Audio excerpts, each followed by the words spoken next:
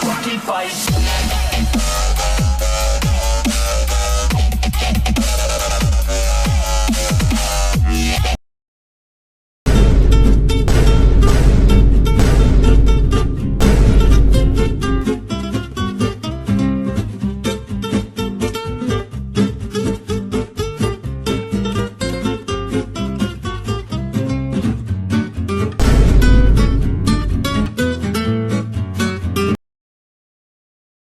Random disclaimer. Alright, look. I'm not here going to take anything seriously. I'm not sitting here getting paid to think my opinions matter like all these other assholes that do this. I'm just here to try to have fun with it and review music that I love and enjoy. And just kind of try to be stupid with it and not so fucking serious. So with that being said, title card.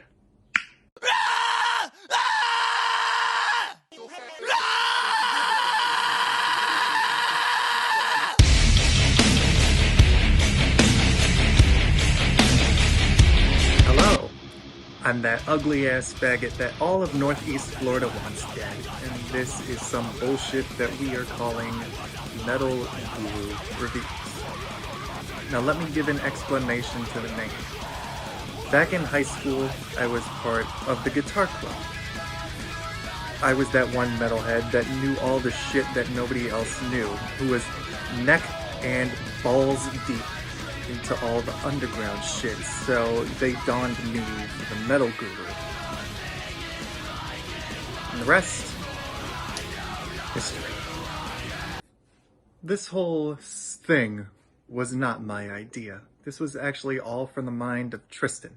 He wanted me to do this for all the music that we enjoy.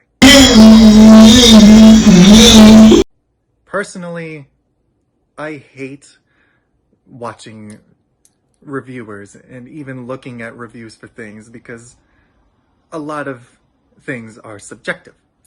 Most things that I enjoy are rated piss poorly. And the same applies to movies too. The best movies have shit reviews, and the shittiest movies have the best reviews. The same can apply to music. But it took a lot of convincing and a lot of wrestling with reservations in my head. So, you know what? I decided, fuck it. Let's just do this and see where it takes us. And luckily, his idea for it, the first one he wanted to do, is the one that we are going to be talking about today. The album that we will be reviewing, dissecting, yada yada yada. Scoring the End of the World by Motionless in White.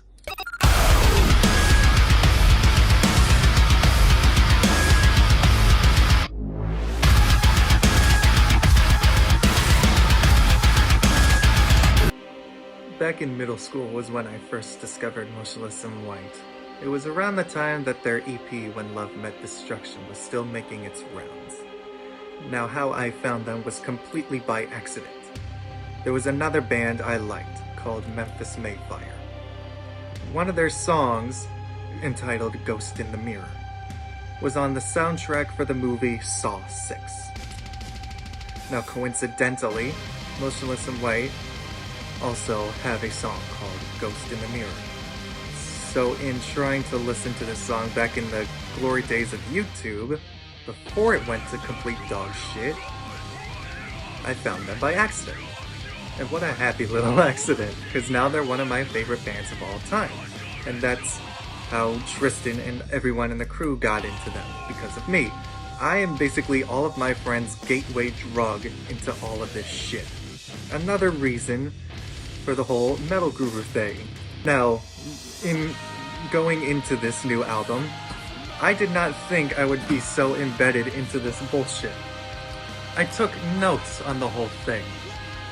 I never take notes on shit. I just kinda like to relax and enjoy things as they are. It's unlike me. But for this, necessary. I will be skimming through all those notes and kinda jumping between things and not going over anything in any particular order. Because I really don't give enough of a fuck enough to do things in any particular order, and I'm kind of just going off of this, off the book, off the cuff, yada yada yada. So let me first say one thing first. When this album came out, they were promising that it was going to be one of their heavier albums that they made in a long time. They said the same thing about their previous record, Disguise, but Disguise, in my opinion, ended up being just a filler album. So I'm glad they actually kept to their word on this one. There really was not a dull track on this record, unlike Disguise. And I just want to address one elephant in the room before entirely going into this. Their drummer, Vinnie Morrow, has never performed on any of their previous records until now. On the past 3 albums, Reincarnate, Graveyard Shift, and Disguise, all of the drumming was performed by former In This Moment drummer, Tom Hain. So congratulations to Vinnie for finally getting the credit that he so rightfully fucking deserves. The first single any band puts out when releasing an album usually sets the tone for how the rest of the record is going to sound. When Motionless were releasing Creatures, the first single was Abigail. For Infamous, it was Devil's Night. Reincarnate, the self-titled track. Graveyard Shift, it was 570. And for Disguise, it was also the self-titled track, as well as another called Brand New Numb. When they released the single for this album, Cyberhex, my brain immediately made parallels to 2 other bands that are relatively newer and smaller, Oddco and Three Teeth. Very heavy-handed on industrial nuances, which I'm glad they brought back. Because the majority of this album parallels Infamous in every single way because of all of those nuances. Even the subject matter too, even though scoring was primarily influenced by the virus and seeing everything fall apart. Infamous kinda is the same thing, seeing a lot of things fall apart, coupled with a couple of other topics too. But we'll talk about all those parallels later on as I go down the line. But let's now go to the very beginning of the album, the one that sets the tone for the whole thing. Meltdown, the end of the world party song.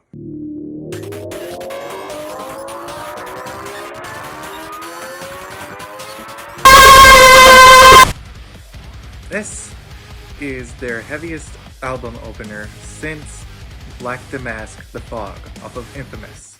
Another parallel. Lyrically, they're not the same, but I just wanted to make that connection nonetheless. Meltdown just punches you right in the face right from the jump, despite it being a heavy end-of-the-world party song. Because we know everything's going to shit, so let's just make the most of it and throw down while we still got the chance, you know what I mean? One more thing I'll add to that before I move on to the next song is that it's been a running joke pretty much since Creatures that there is always going to be a bleh in nearly every Motionless in White song.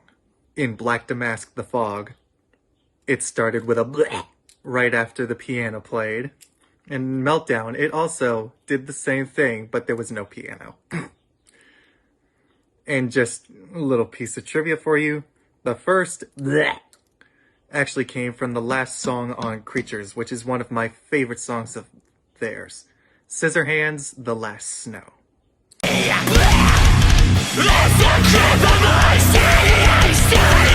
One thing that a lot of people do when listening to any song by any band is they'll try to make connections as to what they're influenced by, and one of the recurring comparisons that get made to Motionless now is with the band Ice Nine Kills, especially considering that One of Ice Nine's former members, Justin Morrow, is now their bassist. It takes credit away from each of these bands to make these comparisons because they're all just trying to do their own thing.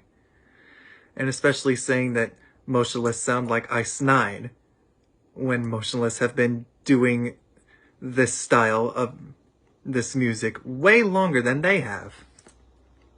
Especially considering that Ice Nine started out as a ska band, believe it or not. But the reason I'm bringing this up is because when Sign of Life came out, a lot of people were comparing it to Breaking Benjamin, which I can hear and see why. Because it does kind of sound like Chris singing like Benjamin. And another parallel that I'll add to this is rhythmically and key for key, Sign of Life is pretty much exactly like their song from Graveyard Shift, Queen for Queen. It's the same rhythm and the same formula. Pretty much played out and sung the exact same way, if you really want to pay attention to it. But that doesn't take away from anything, because Sign of Life also has another parallel on this album, and that's a song that we'll get to later on, called Cause of Death. The two are pretty much companion songs because they talk about the same subject matter, which is heartbreak and feeling like you are the guilty party because someone is placing the blame and playing the victim. We've all been through that feeling before, and we all hate that feeling because we don't like when people don't see the full story. In listening to Werewolf, I could not stop laughing. It's a great song, but just the fact that it has that 80s synthwave sound is astronomically funny to me. And not only that, but the fact that it pretty much references Somebody's Watching Me by Rockwell and Michael Jackson. That fucked me up further. But again, with this song, it's another companion track and has parallels.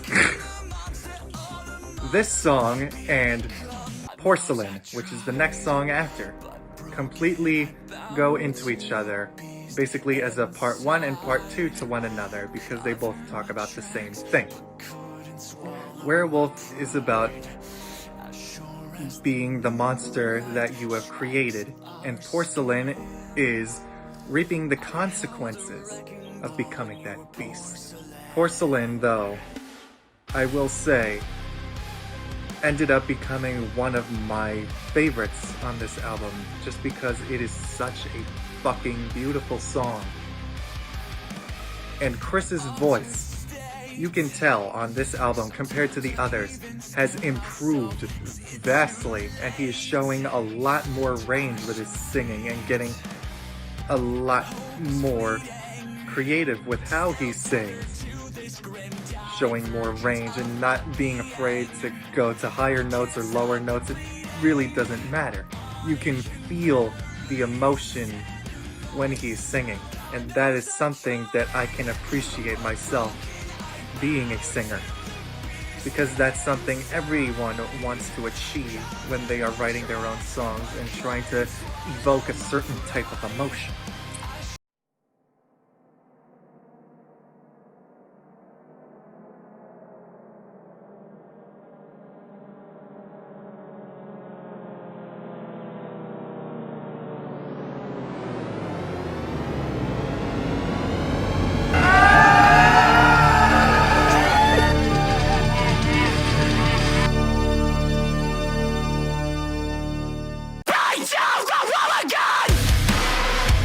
Slaughterhouse, which is the third single that they released and the 5th track on the album, features Brian Garris, who is the vocalist of a band called Knocked Loose. Personally, I don't like Knocked Loose just because it's not for me.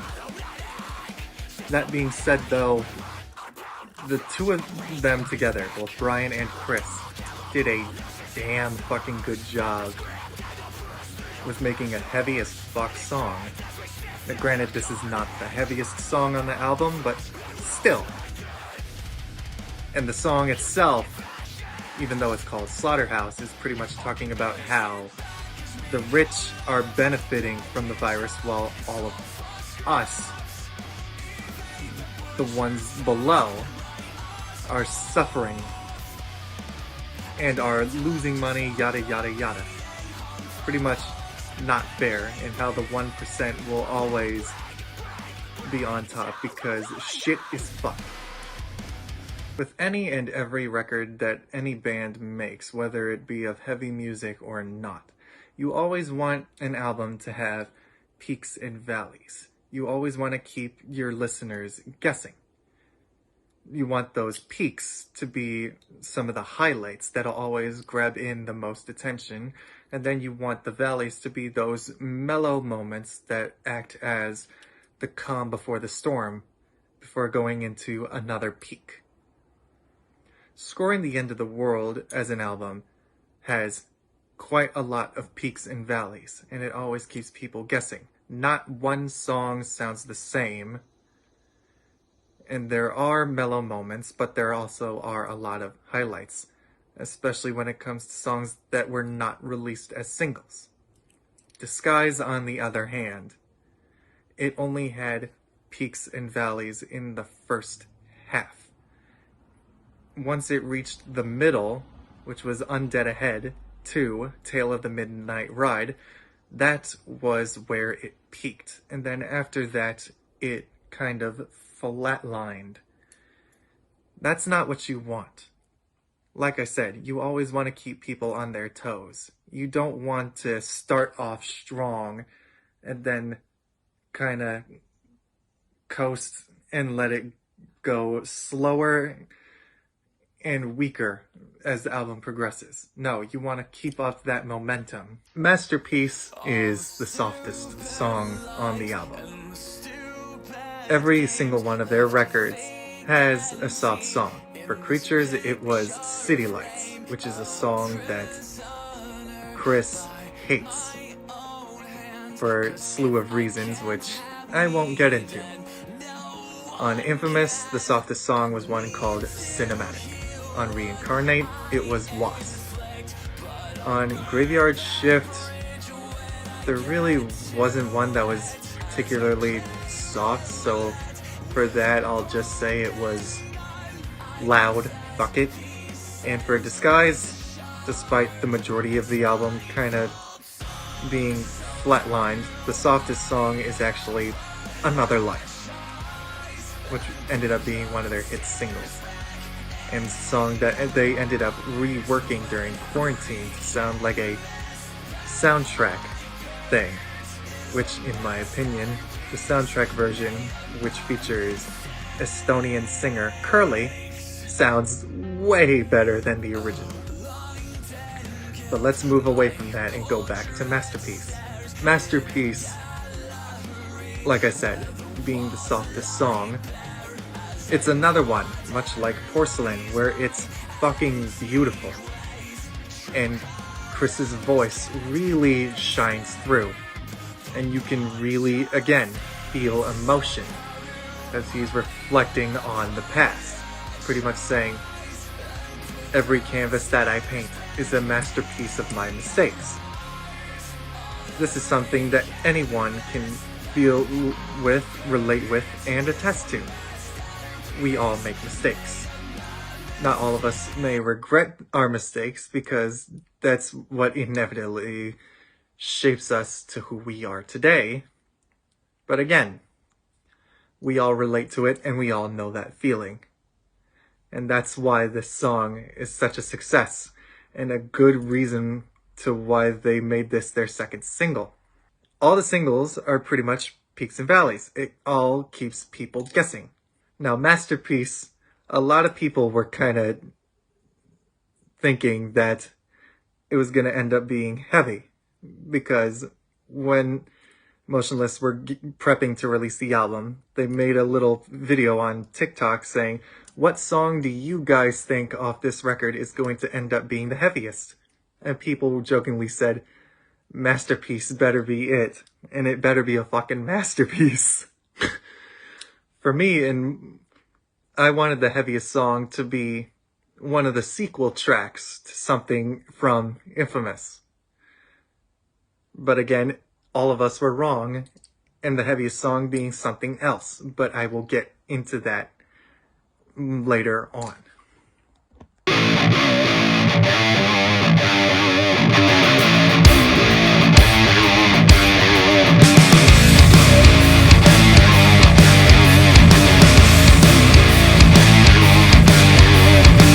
Squeeze the sword, son of Big Daddy!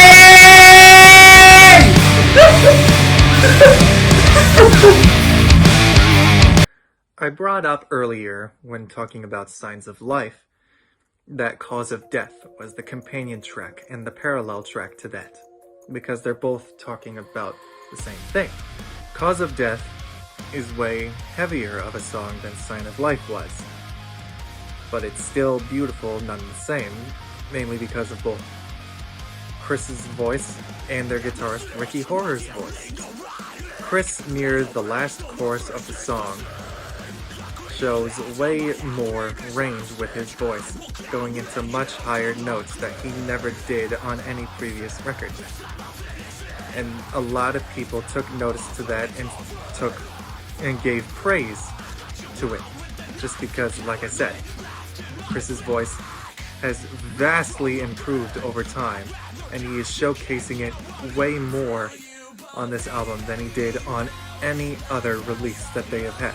And as for their guitarist, Ricky, I'm so happy that he is getting way more opportunities to shine, to sing, because back when Motionless and White first formed, they had a two-vocalist dynamic. But back in those days, it was Chris and former guitarist TJ Bell, who is now in Escape the Fate. When Disguise came along, when they released Undead Ahead, Tale of the Midnight Ride, Ricky sang at the very end. On this album, however, he is singing on multiple tracks. He's singing on Cause of Death, he is singing on Scoring the End of the World, and I think he's also singing on the next song, We Become the Night. But I could be way off, because it also kind of sounds like their bassist, Justin, is also singing. But we'll also get into him later too, because pretty much every member is getting their chance to shine on this record. We Become the Night, as well as the second to last song on the album, Red, White, Boom. Both of those kind of parallel the song from Infamous entitled America. Both kind of talk about and pick apart things that are wrong with people and that are wrong with the world. All the corruption, racism, scum, and villainy, and all that other sick, sadistic shit. And it's kind of taking that and saying, we are not that. We will never be that. And you can pretty much go fuck yourself. Because that's something that we don't ever want to be. And as I mentioned before, it's not just Chris singing on this song. I believe it's either Justin or Ricky who also sings. But my money is mostly on Justin, because it sounds like him both in the chorus and in the bridge. This song I have the most to say, I think. Burned at Both Ends Part 2. The original Burned at Both Ends was on Infamous. Once again, another parallel. And the lyrics for Part 2 are exactly the same. Not sung and written out the same, but it's the same subject matter as its predecessor. Now, once the track list got released for the album, I got excited because Burned at Both Ends was one of the heavier tracks that came from Infamous. I thought this was going to be the same, but it wasn't. And I was a little let down because of that fact. But at the same time, this song is amazing. And this is one that Tristan was telling me that he relates to heavily, because this is shit that he went through when me and him started hanging out. Shit that he is still dealing with to this day. Shit that Chris is still dealing with to this day. Shit that a lot of people can relate to and deal with still to this day. One thing that I will say that makes this track better than its predecessor is, again, Chris's voice is the highlight for this whole album because of his range. He shows a lot more range here, and again, goes into those higher notes that he never reached on any other records before. So for that, I can commend heavily. I may still wish that it was exactly like its predecessor, being a heavy track, but in the end, I'm still very pleased with how it came out. So I'm at work. I'm going to be heading in a few just to get shit done and, of course, get my hours in because I got a lot to do today. However, I did say I wanted to give you my 2 cents on what I think about this song, Burned at Both Ends 2. Personally, as Zane said in the video, this song heavily relates to me a lot. This song in particular really digs into my heart and my soul. And I feel as if that the lyrics that Chris is putting out there really just shows you that all kinds of people can go through the same thing that he is going through. And this song is so beautifully told and beautifully written, in my opinion, that even if the first part was really heavy and really good, sorry for the rain, I still really fucking love this song. It's my second favorite on Spotify, and Burned at Both Ends 2 will always stay one of my favorites. It's by far the most emotionally written song I have heard in a while, and it really just digs into you with how much the lyrics just put onto your mind. Broadcasting from beyond the grave, Corpse Nation. The heaviest song on this record. And the song was also entirely written by bassist Justin Morrow. And he is singing on a majority of the song too. There's 3 different singers on this song. It's Chris, obviously, Justin, who is throughout the entire thing, and you can definitely tell if you listen enough, you can pick out the differences in both Chris's and Justin's voice. But aside from them two, it's also former Cradle of Filth keyboardist and singer Lindsay Schoolcraft. And that's another point that I wrote down in the notes. This is the second time that they've worked with a member of Cradle of Filth. The first time was on Reincarnate, on the song Puppets 3, the finale. That song featured Cradle of Filth founding member and vocalist Danny Filth. On this song and on Cyberhex, it's Lindsay, and she's doing all the backing choir vocals for the song. Now, Corpse Nation. Another parallel, not just to Broadcasting from Beyond the Grave, Death Incorporated on Disguise, because it's a franchise song, not a part 2, but lyrically, it is the same subject matter as a song from Infamous, If It's Dead, We'll Kill It. That same kind of fuck you to all those scumbag racist conspiracy theorists, especially the group known as QAnon. It is exactly the same. Both of those songs being the heaviest, and both of these songs being that big fuck you to both of those scumbag groups. One of the things that I never mentioned about Cyberhex when I talked about it earlier was that it references one of their original songs from their first EP, The Horror, which came out back in 2006. On that EP, they had a song called Apocolips, which is spelled Apocolips, not the regular way that you spell apocalypse. In the chorus for Cyberhex, you hear both Chris and Lindsay Schoolcraft say, I'd kill to kiss your Apocolips. Not a lot of people would pick that out, especially a lot of the newer fans of Motionless and White.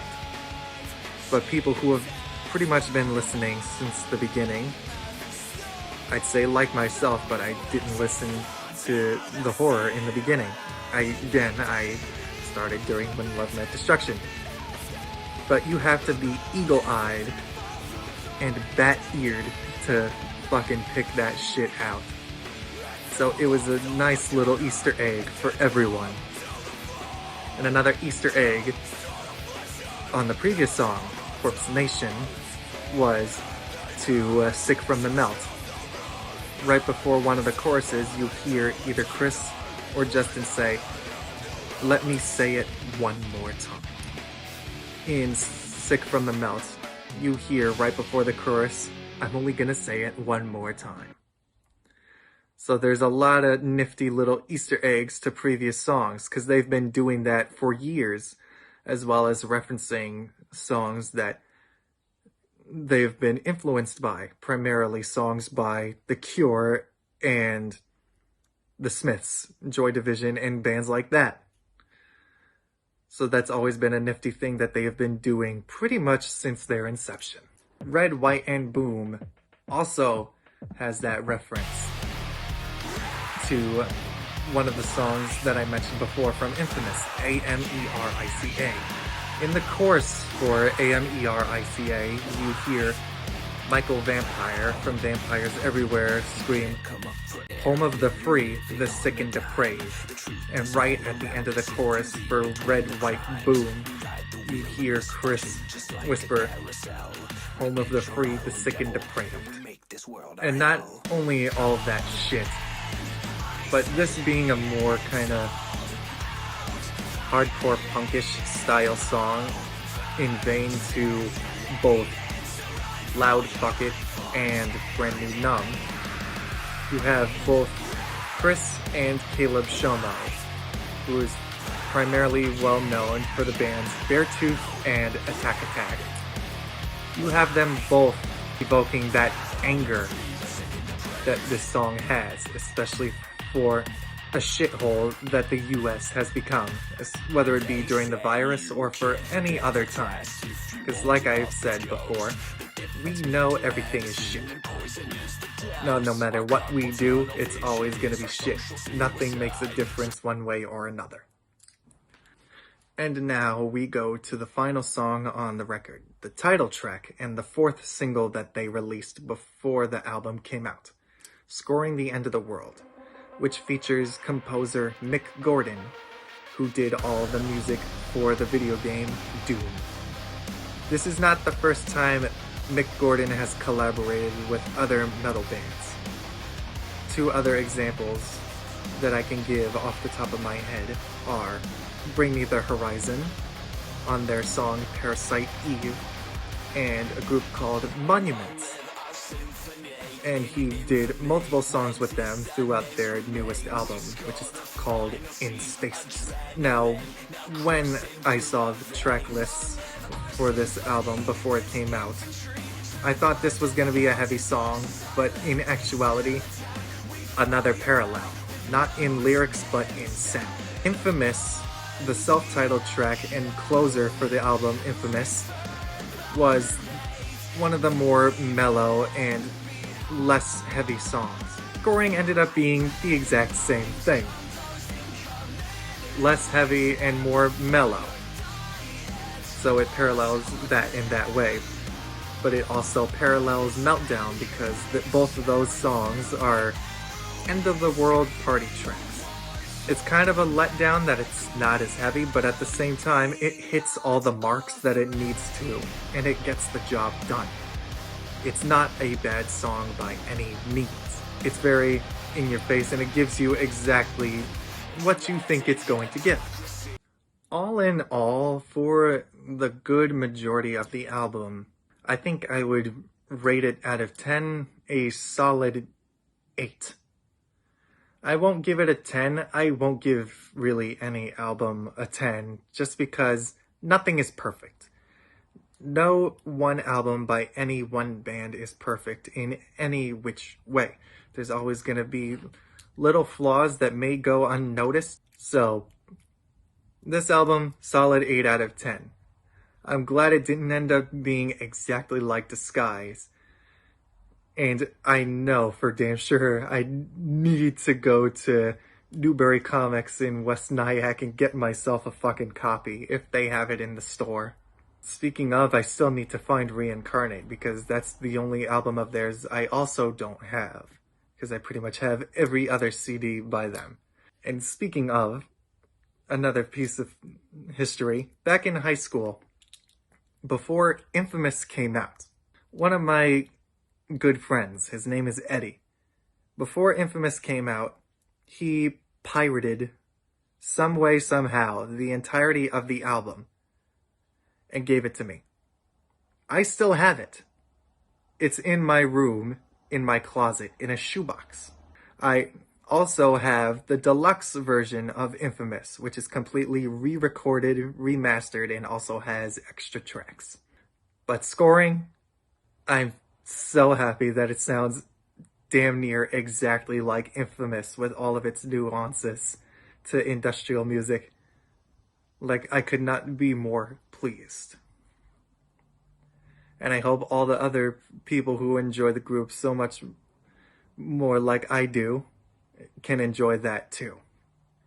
And I hope other people picked up on all the shit that I did because of being eagle-eyed and falcon-eared.